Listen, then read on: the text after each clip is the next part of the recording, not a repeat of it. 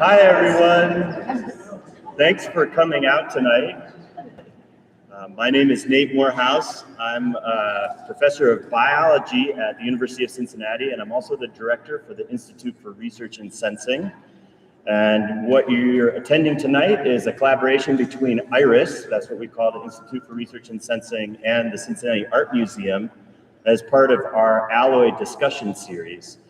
First, want to just acknowledge how wonderful it has been to work with Dr. Ainsley Cameron and Sara Birkofer here at the Art Museum. We brought the idea to them to do some programming together, and I don't think I've ever had a more enthusiastic reception to the idea of working together. Y'all were like, this is what we do. Yes, let's do it. And it's true, this is what they do, so it's been fabulous. A little background on IRiS. We are an interdisciplinary research institute at the University of Cincinnati that is focused on the topics of sensing, perception, sensor technology development. These are areas of scholarship and research that have been strengths in the sciences and engineering and mathematics sectors of the university for maybe 40 years. But those conversations have rarely brought in perspectives from the social sciences, the arts, and the humanities. So IRiS is really this experiment in trying to bring in all of those voices to think about not just what's possible, but what might be good for human thriving and the health of our planet, et cetera. We do a variety of public programs. The Alloy is part of that. So if you enjoy this is actually our 23rd Alloy. We've been doing them in unusual locations around town for about 4 years now, including the Swing House in Camp Washington, Clovernook Center for the Blind and Visually Impaired, the Lunken Airport Terminal, the Cincinnati Art Museum. It's wild. We are also starting to do field trips, and we'll have one of those this Saturday, actually, where Ainsley and Sara will be guiding a tour for a group of us through the exhibition here, as well as the permanent collection on the topics of multisensoriality and longing. So that'll be good. We have a few more tickets left for that. We're trying to keep that group small so that they don't have to shout. Other things to note, not much. I think other than to introduce the folks that are in front of us here and a little bit about the format. So this is meant to be a participatory discussion. We invite specific people that represent very different perspectives to help us through a conversation on a topic. But when these work well, the audience, you, are talking as much of the time as the folks in front here. So you notice we haven't set this up as a panel discussion with microphones and things. What we really would like is for you to join in the conversation, offer stories, anecdotes, questions, etc. So the folks in front of me here are just here to help us with that. And to meet each other. We think of these things as being curious minds meeting in conversation. So our topic, which is inspired by the exhibition, which hopefully most of you had a chance to go check out, is on multisensoriality, longing, and art. And where we take those themes is really up to us this evening, okay? So let me just introduce who is with us today. And I'm always just like blown away by the collective incredibleness of folks in these conversations, and that means that I can't remember it all off the top of my head, which is why my notes function is out here. So I'm going to start with Nandita, Dr. Nandita Sheth here. So let me find the long list of incredible things about Nandita here. Degrees in architecture, city planning, art education, and art theory, including a doctorate that develops a method of multi-species aesthetics through focus on honeybees and the human-bee relationship. Yeah, cool.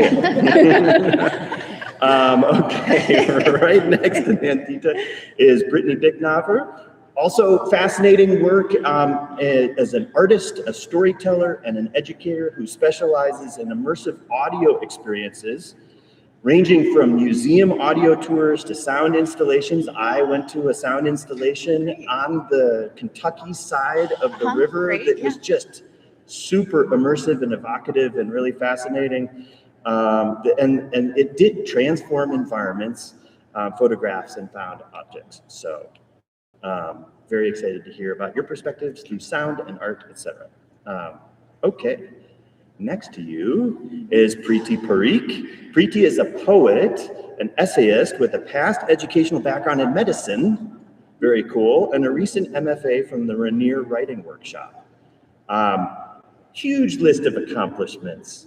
I think I'm going to highlight the fact that you have a collection of poems coming out called Blue Selvage from Tupelo Press. Yes, in November of this year. And for those that know poetry, Tupelo Press is like pretty incredible place to put your work. So anyway, I'm going to get a copy. Thank you. But yeah, has been involved in quite a few arts residencies, writing published in the Belvoir Poetry Journal, the Cincinnati Review, the Margins, other literary journals, etc. Born and raised in India, she now lives here with us. Yay, lucky for us. Yes, lucky me. Yeah.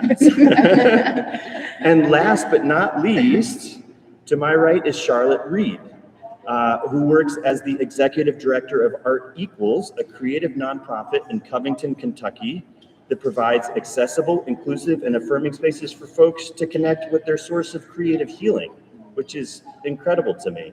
As an art therapist and also a process-oriented artist, she's drawn to any medium that offers a range of sensory engagement, such as clay, paper, and fibers, which you're showing for us right now. Yes. Yeah. So, what's going to happen? And folks may think to come in. We're not going to amplify this in any way. So if you can't hear us very well, please just percolate into the chairs that we have up front here. The idea is for us to just have a wide-ranging discussion. And I'm going to start with just simply asking the people we've invited here to tell us a little bit more about how longing and multisensoriality show up in their work in the world, in whatever form that might take. And anybody can start. All right, so it's a way of introducing the relationship to the topic, and then past that, we're just responding to each other. Feel free to raise your hand, I'll call on you, etc. Okay. I can start. Great. So multisensoriality, did I say that correctly? Sure. Sure, absolutely. It's a hard word. That was the first time that I think I've ever seen that word before. So, but as a sound artist, when I was thinking, so I should say I am a sound artist. I wasn't always a sound artist. I went to art school I got my MFA, went to art school. I was always a drawer and a sculptor. And then I got my MFA and I came across a really bad artist block. And a way I got out of that artist block was totally escaping what I'd always done and escaping into something I didn't know very well, but I had always had very intimate, amazing experiences with. And when I was in grad school, it was kind of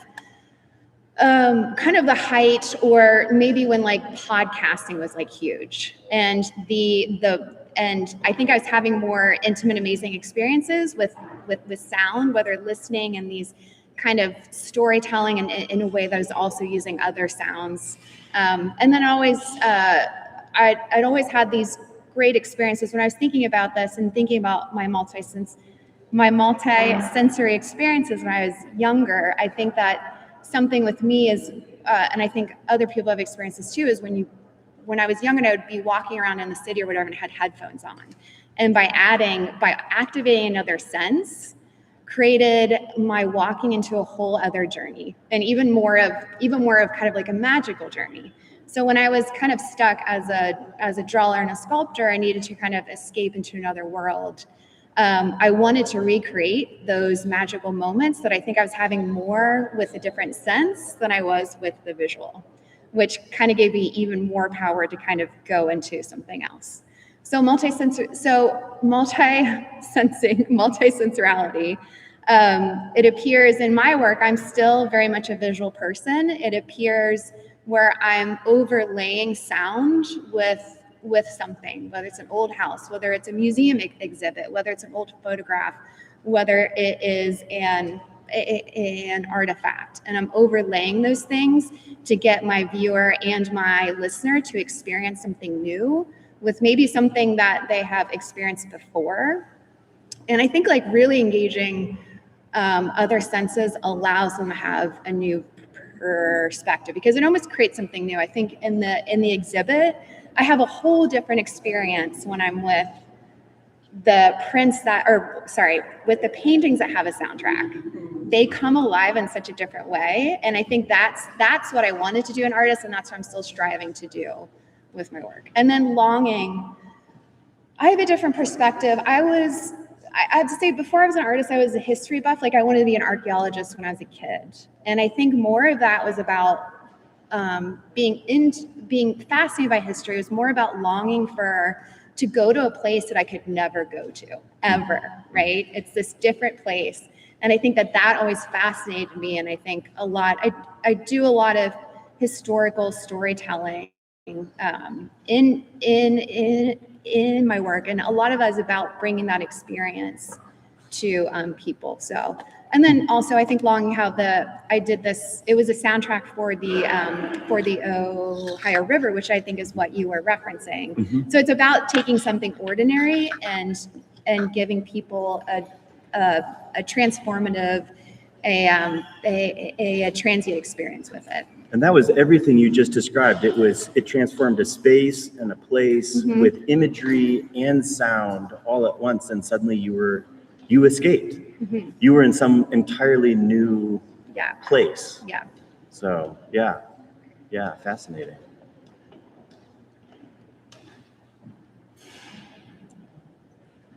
Who wants to go next? I can go. So I'm the person who's working with words here, I guess. But before I started doing that, I trained to be a radiologist. I like to say I was a physician in another lifetime, because when I moved to the US, I became a stay-at-home parent, and then I switched careers entirely. But the senses have always been part of what I've noticed, what I've studied. Like, I was engaging with the body in a very different way earlier with my training in medicine, and especially in radiology, is with looking at patterns, looking at what's underneath the surface of the skin. Mm. So when I'm working in my poetry or in my essays, the words are the building blocks, and they are the structures that I am building to evoke sensations in the reader and to provoke emotion and thought. And ideally, you want the reader to have this entire full body, multi-system experience. To me, that's when I feel that the poem is working for me. And I also think of writing as my way of making meaning. Like, it's almost like a threshold that I go to in order to create order from chaos or disorder. And I was thinking about longing in terms of this exhibition and what you asked us to think about in relation to our work. And to me, longing could be another name for disorder. Like, a disorder can be positive in terms of what excites me. And some of the things that excite me now in my current work are the human body and its demarcations and whatever creates those demarcations. So I've thought a lot about clothing and textile, the textile traditions of India. I've gone through a very obsessive phase with the indigo dye. So those are some of the sources of longing and disorder. But it's also stemming from a place of discomfort and disturbance. Because, as you mentioned, I was born and raised in India, and even in that experience, I moved around a lot because of my father's work, and so there was a lot of displacement, a lot of transition happening, and exposure. The exposure to different landscapes and languages and cultures was all very enriching, but it also, I feel, inculcated in me a sort of unsettlement of place and identity. And I also moved to the US, so that's another big movement. And so those are some of the things that are sources of disorder. Another thing I feel that I have explored a lot in my current project is the experience of fragmentation and trauma, the aftermath of trauma. And so I feel that there is a deep longing inside me to engage with all of the sensorial and emotional particularities of my origin sites, but also to create containers in my work for this fragmented self that pulses are there. But on a larger scale, I think encompassing these longings is a longing for like making meaning out of experience, is to create a poetics that is dissident. It's questioning all of the historical, patriarchal, and cultural realities in which my lived experience has happened. So I do a lot of that in my work. So in terms of like multisensoriality, like I said, words are my medium, and most of it is happening on the page. Mhm. And it's also read aloud. But beyond the senses that are evoked through the words in the poem, or the passage of time that happens, or the muscularity of like syntax that you can glean, that's also an embodied experience. I also like to think about the page as like a charged field. So the page is also a visual composition. It's an orchestration of text and white space. And the fragmentation that I talked about earlier, the way that I have sought to enact and to order it in my work is through typographical looseness. So there's a lot of caesura, blank spaces, empty brackets in my work. And I feel like that creates apertures and gaps for multiplicity to happen. And also, my hope is that they function as portals for the readers to bring their own meaning into that. I have languages other than English, so I bring them into my work. I bring Hindi and Gujarati into my writing, and I feel that they create a visual texture on the page, but they're also heard and enunciated when I do readings, and all of that is a multisensorial experience.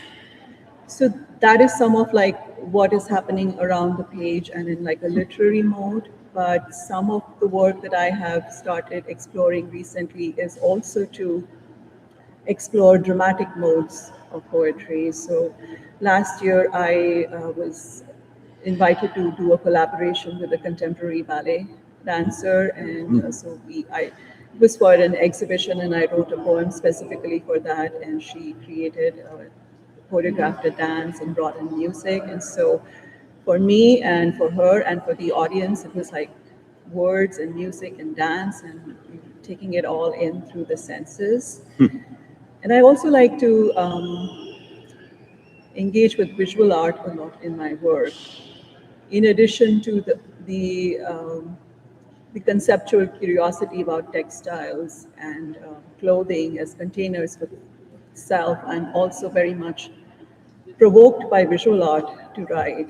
I have poems that are functioning in an ekphrastic mode, so they're in conversation with sculpture and paintings. And I was looking at the exhibition, and it's talking about the Ragmala tradition, and I attempted one of those.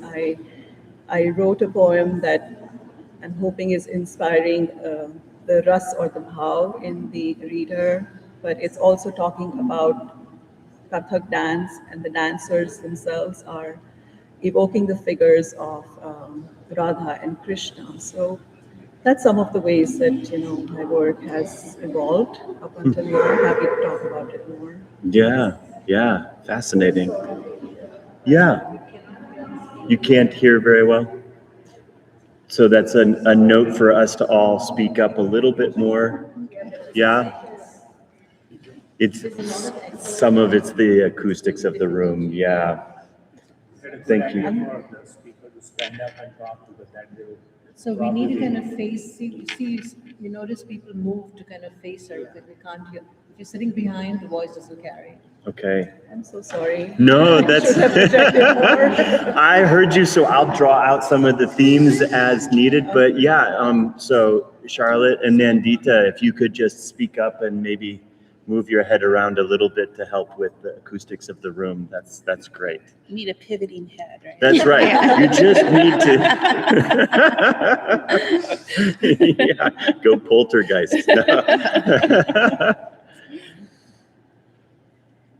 So who wants to go next? I can go next. So I was thinking about longing, and my work is sensory. And I think for me, my artwork fulfills that longing to connect with people, to satisfy my curiosity.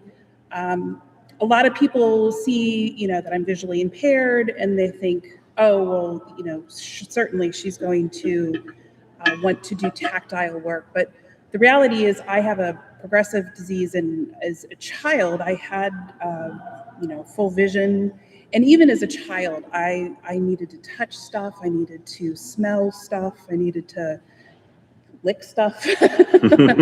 I just, that sensory input was just so incredibly important to me, and just there was a longing to connect with the world around me and people, and I just have this insatiable thirst for curiosity. So growing up in California, I was, the beach and the redwoods. I just couldn't get enough, like all the different ways that I could interact with, you could sculpt sand and twist plant fibers in the woods to create stuff. And I was just always playing with stuff. So I see my work today as a way to just touch it all and smell it all and just get as much sensory input into my body as possible to satisfy that longing. And then also, there is a sense of, with my art therapy, I recognize that we all have a sense of longing for healing. And for me, creativity is one of those ways that humans find healing. It is a way we connect with each other. It is a way that we share stories.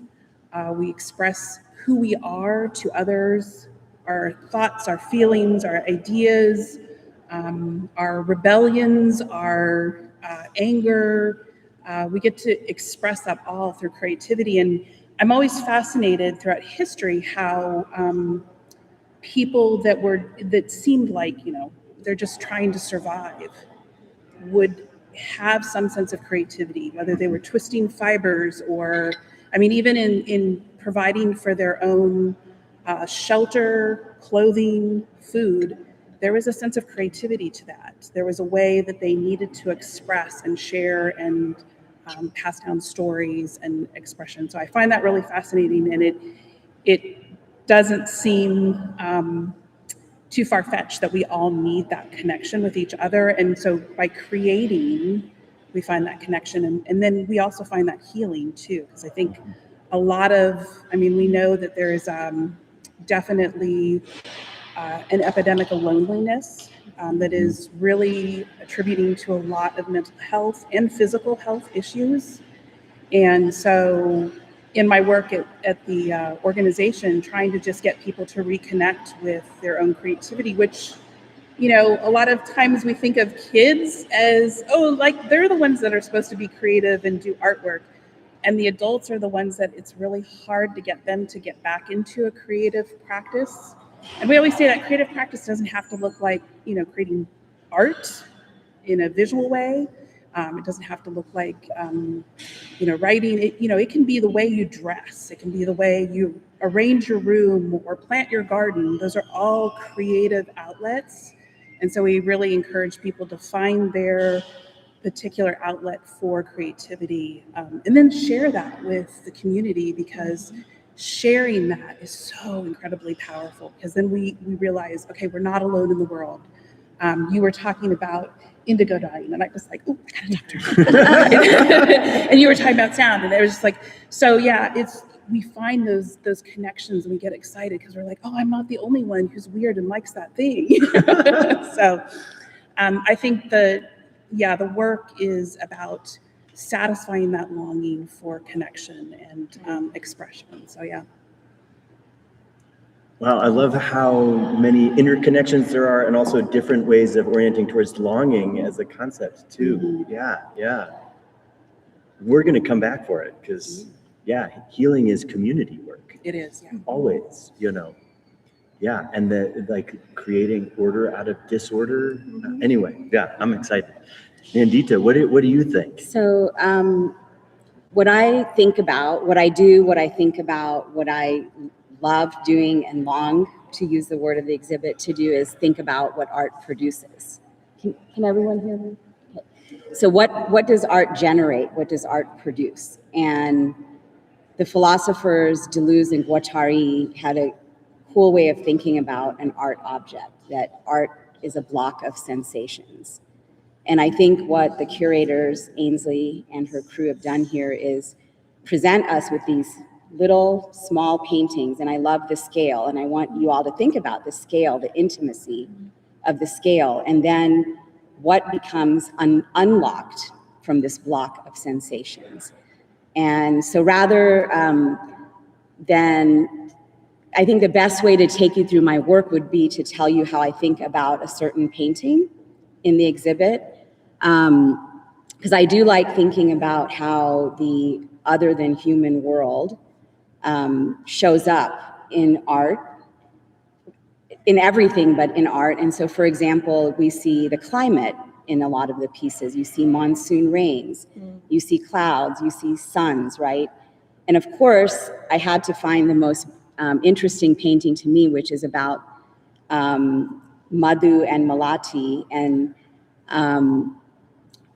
the painter and the poet who wrote the poetry on the back of that painting found inspiration in the other than human world to think about desire, longing, and love.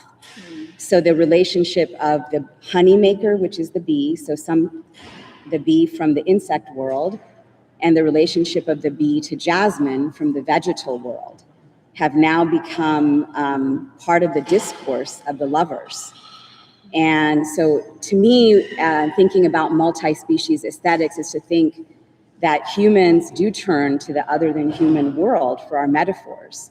When we think about sweetness and why we call someone honey, across many cultures and across time, so transhistorically, transculturally, honey is almost ubiquitously connected with some kind of endearment, with love, with desire. So I guess that's a little snippet of how I think and what this exhibit made me think.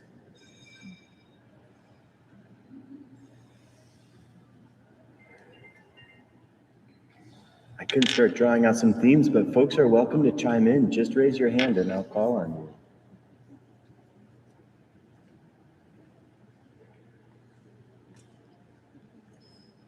We have a variety of, like, longing, I think, implies a desire for something that doesn't exist yet, right? And so, and we've heard this in a bunch of different ways, longing as being a desire for something, but inspiration from the natural world, or longing as a desire for a history that you couldn't participate in, or a place that isn't realized yet, right?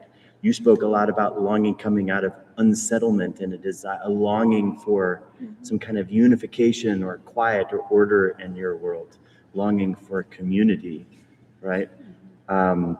So, and these are all contexts that are multisensorial in our experience of them. Maybe I'll provoke the conversation about modes, right? We heard about sound, we heard about textiles, touch. We haven't heard much about smell, but that's an important part of the exhibit that really struck me. So how do you relate to the senses and longing?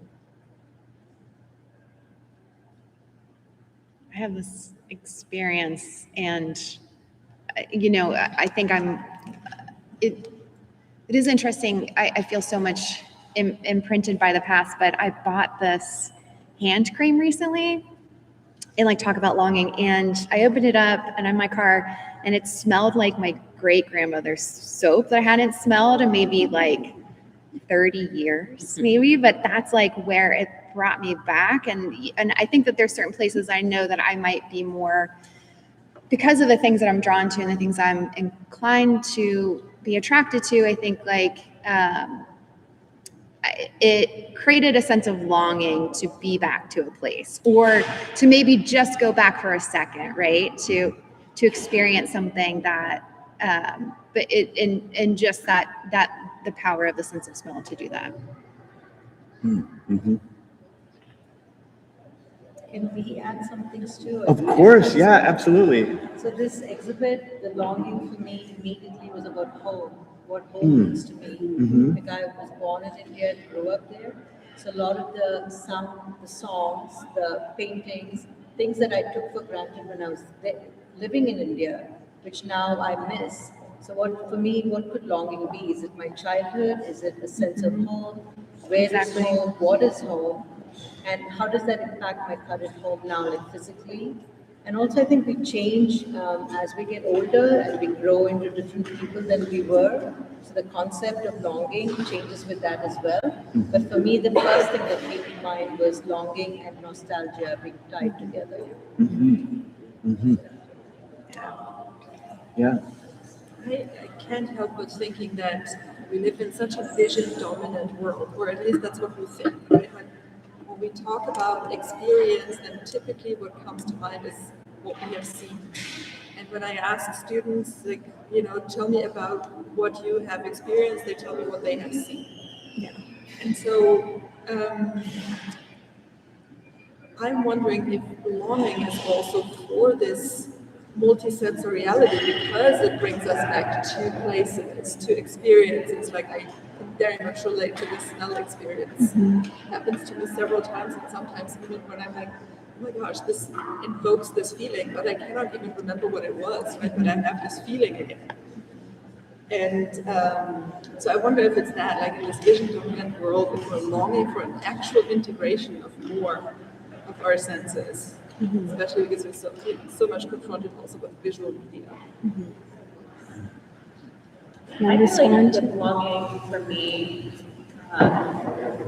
what I'm hearing a lot is about connections, right? And I'm thinking about my own experience in the exhibition. Inherently, Indian art is not something that I am super interested in or excited about or feel like culturally connected to. Right up there, right. But I do feel connected in the show because I can make those connections through the senses, right? So, for example, there's the scent in there that smells like hookah. And I was brought, as soon as I smelled it and was looking at this artwork, I was immediately brought back to my porch in 2009 when I was a DAP student smoking a hookah. And I longed for that time of being there for 20-year-old Sarah. But also, like, oh, I do have a connection to this culture. Like, I was smoking hookah when I was old, and I do have a connection to this culture. So I think that for me, that longing and connection are really important kind of mates in this conversation. And to add on to the connections, there's one of the paintings of Ram and Lakshman in a little cave away from the monsoon, and you can pick it up and you can smell the monsoon. And that took me back 40 years ago as a child growing up in Chennai. The first day we had the monsoon rains, my aunt and I would go for a walk in the rain. And I was a little girl at that time, but it just took me back so many years, the smell of the monsoon. Petrichor, yeah. I think we know this everywhere in the world. We know maybe it's a little bit different in India than it is in, Washington State or something like that. But it's all those spices of Yeah. Chennai mixed with this.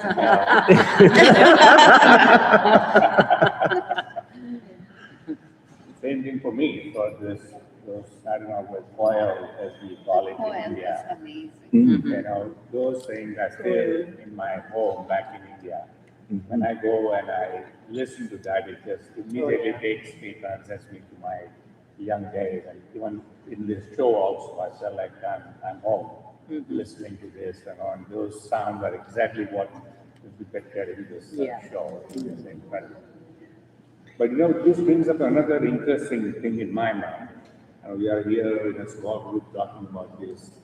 We live in a 21st century where lot of people, a lot of young folks are all fixated on the social media and all that stuff. How do we open their eyes and their ears and their nose how do we do that? That is, to me, an important thing that we have to think about, because we are sitting here, we are, enjoying all this stuff, but is it going to go on further, to the next generation and generation after? Yeah. Yes. Exactly. It is. I was just going to talk about social media. I got this, had a couple weeks on my hands back a couple months ago, and I started to get on social media a lot more. And then I started to get on a lot, and then I started grabbing for the phone and just and I noticed like the addiction tendencies that were happening. And I noticed like the desensitization that does happen, and almost like even visually, which I know that sounds weird, but even like where you'll be scrolling and they'd be like, how did I get here? Where am I? How did I get on this on this platform? I was on this one before, and just that. But going back to the younger generation and the ones that how do you make sensing in the real world more attractive? Because I think it's very hard to do both. Your brain is totally consumed onto one thing and does kind of block out everything else. And longing is also waiting for something to unfold, right? Something to happen as opposed to an instant gratification. So when you wait for something, the enjoyment of it is so much, satisfying, much more satisfying and heartwarming than trying to get things right away. So I really miss the old way of exchanging letters. So going back to getting letters from my parents, it would take a month, 2 months to get a reply back, by which time you may have forgotten what you've written in a letter. But then you're reconnecting back, as opposed to now acronyms and text messages. We don't even write full words anymore. Part of about Cincinnati Children's. I was lucky to grow up in Little India, in New York, Jackson Heights, and I realized this exhibit. Whenever I go home, if I fall into I get off in my old neighborhood and I walk up and down the main street, and then get on the subway and go into the city wherever I'm going, because I get to smell all the tandoori and the roti and the jalebi. It's everything. And you see the saris and the beautiful color of and gold and hear all the noises. It's just such an amazing experience. And that is, to me, is art. It's like Eric White's, I've never stepped up in the same subject twice. So I think I was very lucky. Every time I go home, it's not the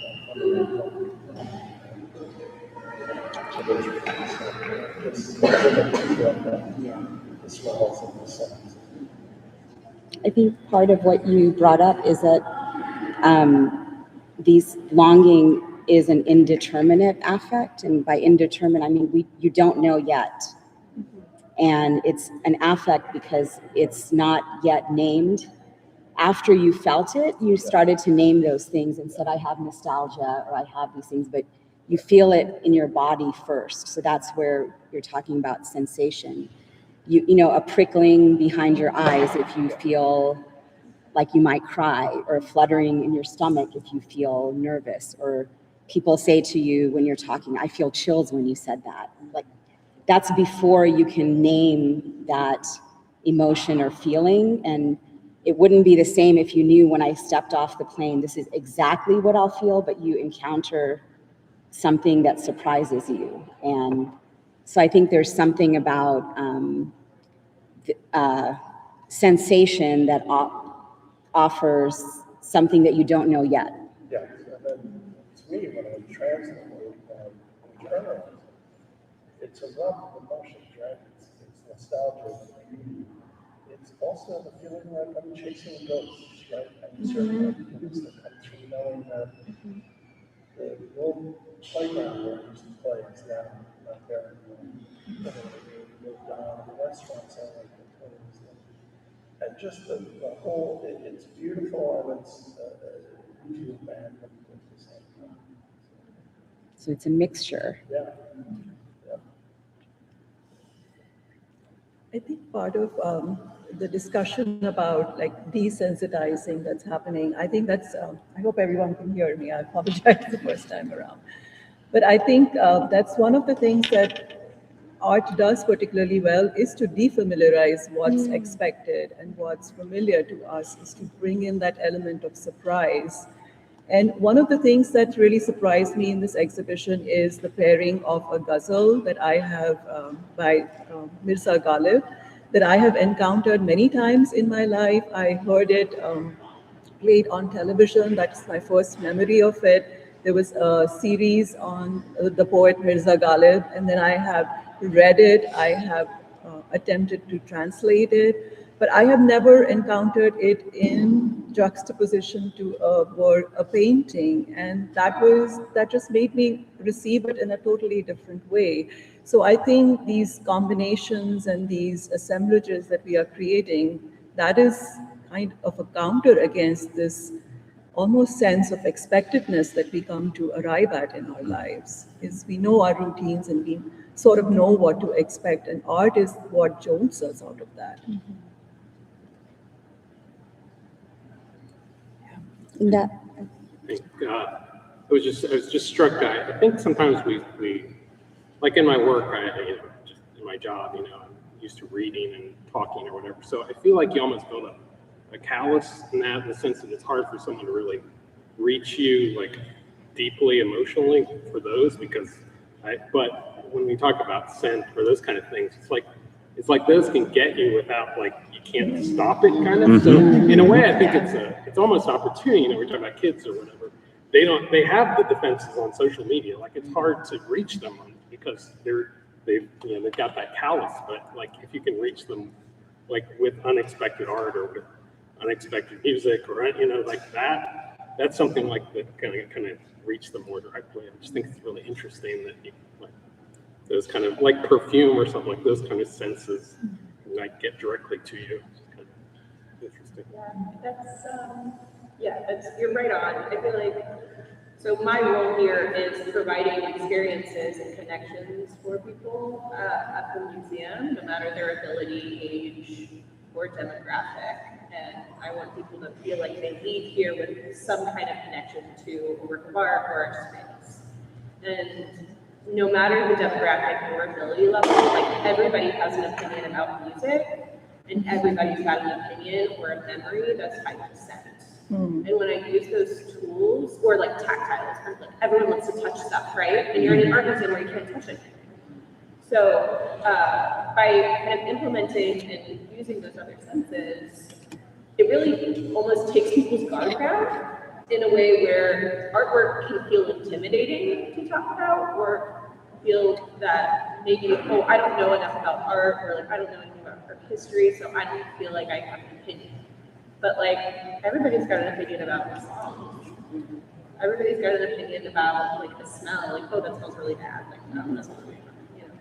So the approachability, I think, is really something interesting with the youth, like that I found, and really every demographic that I've been introduced to. I think it's interesting that you mentioned that kind of sense of like you have to know enough to approach art. I think that's a very common thing. I can remember going to, I believe it's like the Walker Museum in Texas, and both my girls, they grew up in an artist's house, and we go on this tour, and my youngest daughter was just like kind of totally intimidated. She said that whole experience was so like surreal for her because she felt like she didn't know enough to ask questions. Like she felt very intimidated. And my oldest daughter basically took the approach of like, I'm just going to ask questions and be curious, and I don't care if they think that I'm not knowledgeable enough to have an opinion about this artwork. And I found that so interesting, the juxtaposition between the two of them and how they approach that. And I felt really bad for my youngest daughter that experience was so overshadowed by that, like, I have to have enough knowledge to experience this artwork. And so I've really brought that into my own work of like, okay, how can we break down these barriers of, art is about connection between one person and another. And everybody's going to take different things from that. I was in the exhibit and seeing the smells, or, sensing the smells. I smelled one of the smells, and my partner asked, what does this smell like to you? And I said, well, I'm smelling like pine or wood. And he said, well, it's supposed to smell like a thunderstorm. I was like, oh, well, I guess I got that wrong. But you don't. I think we all, part of the brain is we bring our own experiences and perceptions. And so somebody may see a strawberry. I've heard that, we say it's red, but your own perception in your own brain of what is red could be totally different from somebody else's. And that's fascinating. And if we could get out of our shell of we have to get the right answer and share that, I just think it would be so cool. So, yeah. So just a different perspective from a non-artist point of view, Nandita. So when I looked at that, one of the exhibits, it said Rag Meg Malad. So when I looked at that, I immediately thought of Ravi Shankar pulling his sitar and playing Rag Meg Malad. And I looked at there was neither rain nor there was any kind of music playing. So I kept looking at that exhibit, and that got me thinking. I said, that's your visualization and longing. That's a small perspective on that particular exhibit. I'm really struck by the specificity that these experiences, especially the multisensorial ones, they just bring people to. It's both specific and non-specific. It's childhood and a room in a grandmother's house, and I'm really struck by both the landscape and the specificity that everybody's bringing up, which is not something that I think we oftentimes experience through the visual only, for example. Yeah. I've been thinking a lot about Nandita when you use the word intimacy and sort of ripping off out of it. So yes, it's very intimate paintings, right? They were personal paintings to be viewed one at a time. And that's kind of what we're doing, right? That we're thinking about longing in the sense of our personal connection, but then we're also talking about longing for community connection. So how do those things, this is a question that I'm just asking everyone, how do those things intersect this intimate connection that we're taking from this experience, plus our desire to build community? How can they intersect? Are they at odds? Are they actually completely intertwined? I would say that community, or the connection of community, requires intimate connection. Yeah. It cannot exist without. That it is the basis of it. Yeah. So first there has to be some intimate connection, and then community can emerge. Yeah. Connect and build community with people that have similar, intimate interests as you. So even if the exhibition is drawing out that intimate, personal, individual encounter, it's still building community through the affect of it. I see this, I don't know what your curatorial intent, and we did not talk about this. So, surprise. Right. But this, in each room, there are two circular empty spaces. Yes. And they're not closed off, they're slatted. And to me, immediately, I guess, coming from thinking about spaces from my architectural background, is these are the spaces of longing, and everyone fills it in a different way. And it's not closed, so it's slatted, so it seeps in and out, it's open. So it could be communal longing, it could be individual, but to me, those are symbolic of, or actually structural manifestations of the sensations, and then what each person brings to this exhibit, filling that void, but just for a moment. So it's still transient, transitional, and maybe many people fill it at the same time or across time. And I think that those intimate moments lead to community through the conversations that are had afterward. I mean, Charlotte, you were talking about how you all were having a conversation, and might have had different perceptions or felt like you were wrong, but nobody was wrong. There's no wrong answers in this place. I tell every tour that. There's no wrong answers. It's all about how you're feeling and how you perceive. But then when you share that, that becomes and that feels bad. I think it doesn't even require communication, right? It's like you have a kin experience almost, and it's some kind of resonance. It is just being like standing in front of something, experiencing it at the same time. Everybody has something that comes, and then it merges. And I think that creates this togetherness. And I think that brings to mind a statement that the artist Anne Hamilton said, "Where in the world can we be together alone?" Can you say that one more time? The artist Anne Hamilton, who makes immersive installations, said, "Where in the world," and she meant through art installations, "can you be together alone?" So you can still be in your own thoughts and not necessarily communicating with words, but you're still together. Right, and at the same in time, community. Right, and the opposite is true too, right? You can be together but apart. Yes. You stand in the room, but you feel lonely. So I think the art can be a mediator for this, that you're not, that you're connected through it. I feel that because I feel a connection to like my father, who's dead, and he's half Indian. But it's a completely broken connection. But I feel very lonely in that room, but I also feel like a sense of community with him. But it's longing for a broken connection that, I mean, it's like longing for a ghost. But I still feel this connection to him, you know, smell the incense that he lit and whatnot, so.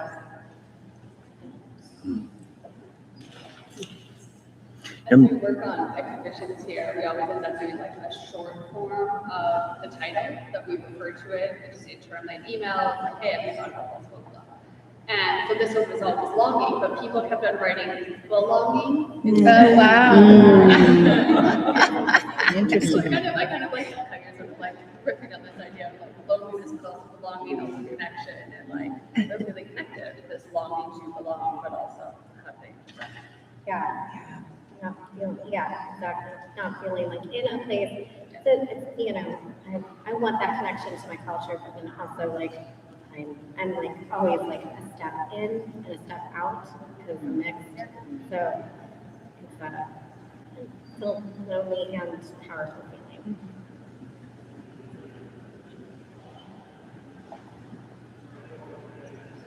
I'm struck by a comment that was made earlier about how things you tend to long for, you don't live through them initially, thinking you will long for them later, and that it shows up as a surprise. You know, like you may not have known you were going to long for your father and connection in this way, and then it's a surprise to encounter that, or you know, a smell from childhood or something like that. In the moment of experiencing monsoon walks, you weren't thinking, oh, someday. You know, I'm going to long for this. It's just you're in the flow of it, and yet it marks us. Life marks us, and it marks us in a way that is full and whole and embodied. And it's interesting to feel surprise in an unexpected context for that. Yeah.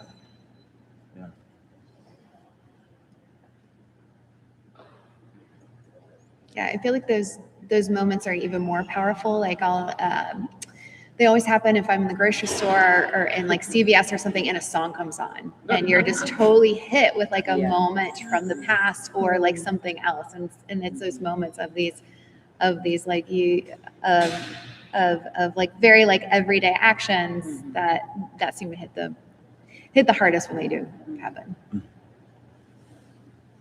I can remember as a child growing up in California, I would go and visit my grandparents in St. Louis, and there was something about their garage, and of course I didn't recognize it at the time, but when we would come home from the airport, we'd pull into the garage, and then we'd go into the house, and when I grew up in California, there was something about everybody's garage, if they had a garage, that it didn't smell like my grandparents' garage. And then one day I walked into a friend's garage in California and I was like, oh my gosh, it's my grandparents' garage. Oh, wow, yeah. And I've come to realize that it's something about humidity and grass clippings and gasoline that makes my grandparents' garage smell. And it was, I guess, because in where I live in California, we didn't have a lot of humidity, and something about her particular garage, I think her dad did something with water or something like that, and they had just the right humidity in their garage. And she thought I was just bizarre, but I was like, no other garage in California smells like this. Yeah, you don't think you're going to grow up and be like really nostalgic for the smell of grass clippings and, you know, humidity and gasoline. And in some way, you have been looking for that ever since, which is wild to think about ourselves as longing creatures that are always kind of looking for these things. Just I was thinking of how we go to India, and the first thing when we land is the smell of India, even in the airport. And when we come back, even in the every city. When we come back, we bring it back in our suitcases. And then it fades away slowly. That's so true. Ali, I think someone raised their hand over there. Well, Elizabeth. I was just struck by your comment that we only long for something in hindsight, right? Like it's kind of like once it's passed and we realize the longing. I think I have moments, and it's with my kids usually, where I sort of have this sense, and it's usually something about how they smell, how they sound, or how they feel, and I think, oh, I'm gonna miss this.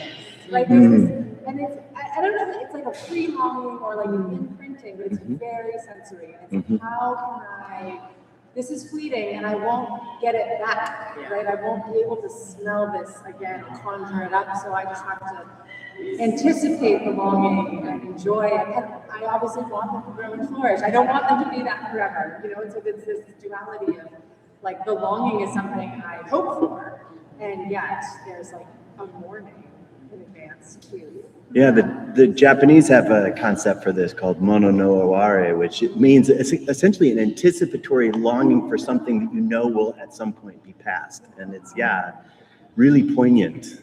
And very sensitive. Sensory. It's not, I think I have it really close, right? It's something about the things that I can't capture that triggers it. Well, we're almost at time. So Ali, and then we're almost at time, ish. So maybe we'll do like a round of parting comments, but Ali, you get the privilege of the last one. Science into it.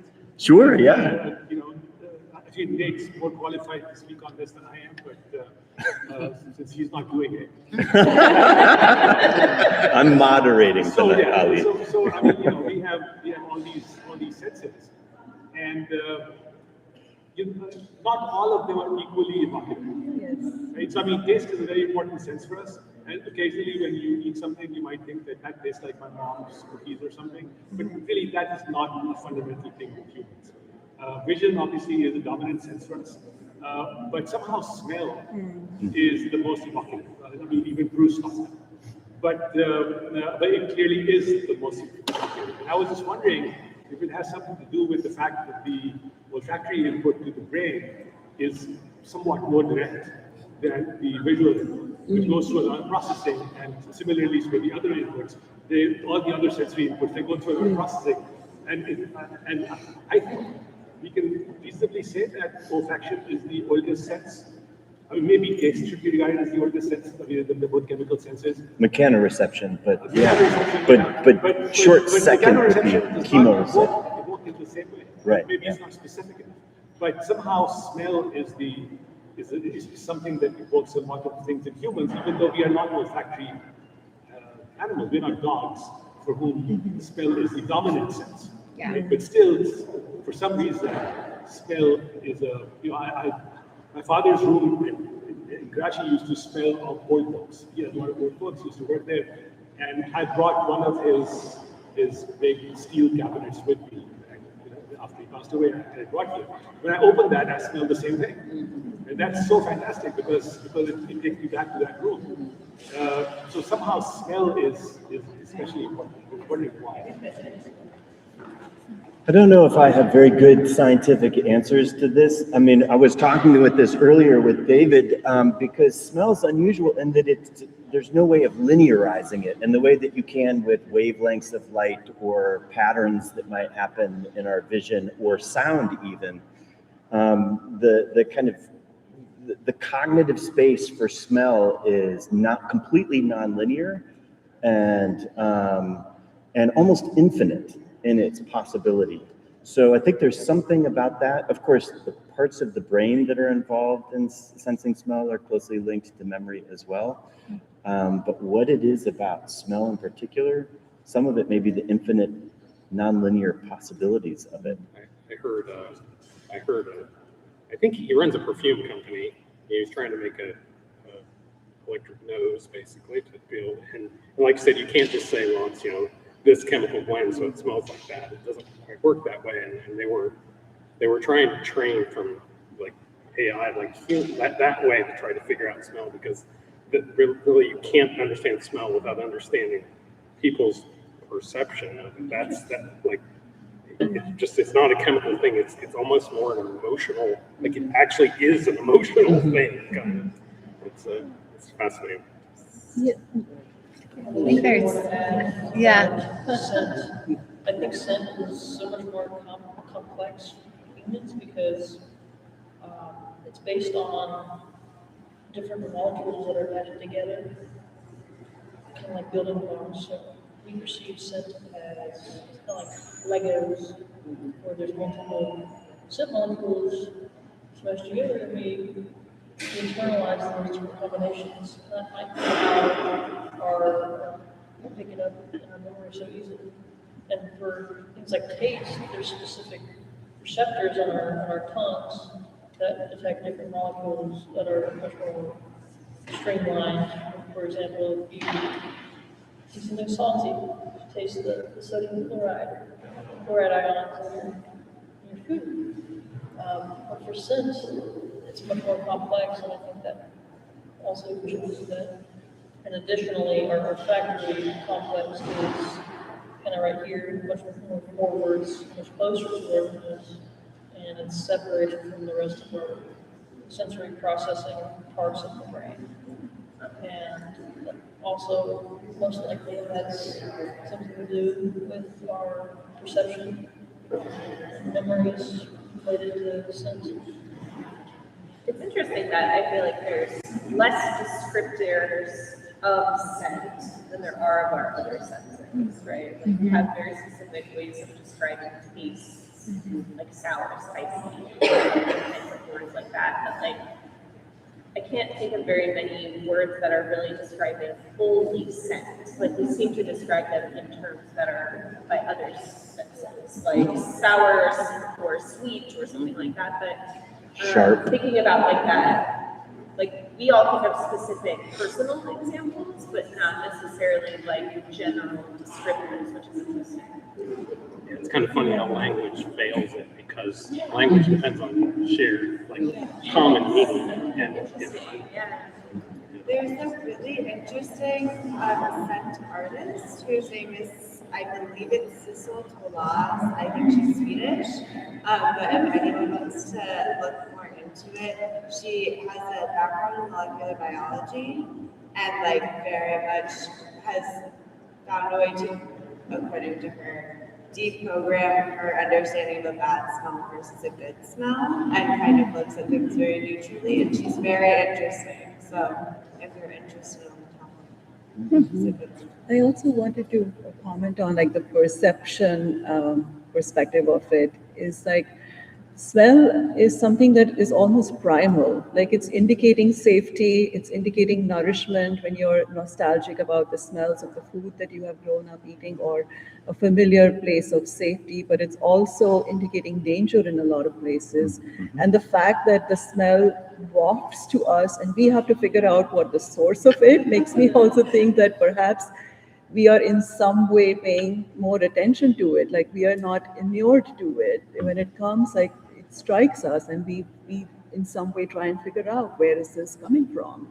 So maybe that makes us, on some level, be more cognizant of the power of smell on us. I think private is a good word. Yeah. So during COVID, so many people lost their smell. The collateral damage it might have done. I love the reviews of like Yankee candles where like people started giving 1-star reviews because like this thing doesn't smell like anything at all.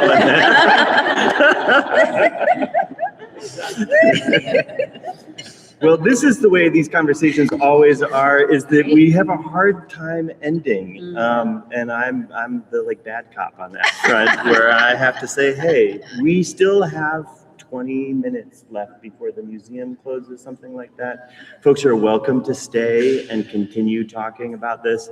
But Carrie, what's that? Yeah, absolutely. The intention is for you to carry the curiosity and conversation forward into your lives out of this particular room. And Sarah would like to make an announcement. No, it's fine. I wanted to let you all know that Charlotte and I are starting a new partnership, and we're going to be starting a series in the fall. So we'll be working together each month. And it will be kind of an every other month cadence. One of those programs will be a multisensory gallery experience in which we'll do multisensory tours of the museum. It'll be very inclusive. This is the kind of thing that we already do for those who are blind or visually impaired, but it's something that we're expanding to be a everybody tour. And then the other month we will be doing an art therapy workshop series. That will be kind of like a community art therapy instead of like you're not going to get diagnosed with anything during this workshop. But we are going to discuss it's not an individual experience. You're not like getting individual therapy. You won't believe what I learned about myself at the